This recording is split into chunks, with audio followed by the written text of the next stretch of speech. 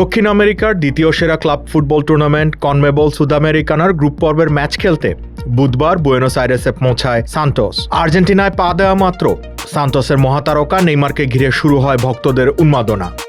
বিমানবন্দর, হোটেল, এমনকি সান্তোসের টিম বাসের যাত্রাপথেও ভক্তরা ভিড় করেন নেইমারকে এক নজর দেখার জন্য।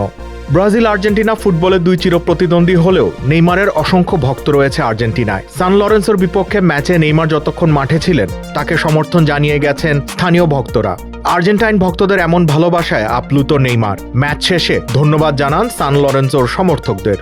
হ্যালো সান লরেন্সো, আমাকে এভাবে স্বাগত জানানোর জন্য ধন্যবাদ। আমি অত্যন্ত আনন্দিত, ম্যাচটা খুবই ভালো হয়েছে। আমার ও আমার দলের প্রতি আপনারা যে ভালোবাসা ও শ্রদ্ধা দেখিয়েছেন সেটা আমি কখনোই ভুলবো না। সবার প্রতি রইল আমার ভালোবাসা। সবার সঙ্গে ব্রাজিলে দেখা হবে। ফ্যানরা অসাধারণ ছিল।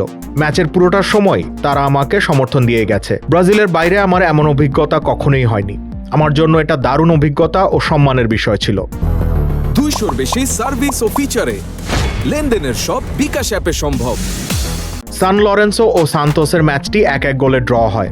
21শে মে সান্তোসের মাঠে হবে ম্যাচের ফিরতি লেগ। প্রতিদ্বন্দ্বী দেশের ফুটবল তারকাদের জন্য ব্রাজিল আর্জেন্টিনায় উন্মাদনা নতুন কিছু নয়। আর্জেন্টিনার অধিনায়ক লিওনেল মেসিও ব্রাজিলে অত্যন্ত জনপ্রিয়। নেইমারের মতো আর্জেন্টিনায় জনপ্রিয় ছিলেন ব্রাজিলের সাবেক তারকা রোনালদিনিও।